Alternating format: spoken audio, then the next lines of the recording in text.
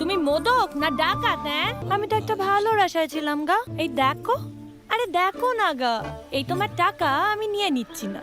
আগে তুমি আমার একটা ভালো মিষ্টি খাওয়াও, তোমার এই টাকা আমি তোমায় ফিরিয়ে দেব। কেমন হবে তোমার এই ভালো মিষ্টি? ভালো মিষ্টি চটচটে নয়, শুকনো হতে মানা।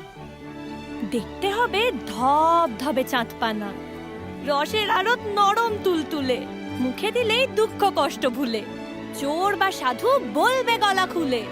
এমন মিষ্টি ভূ ভারতে না, নবীন ময়েরা এমন মিষ্টি চাই।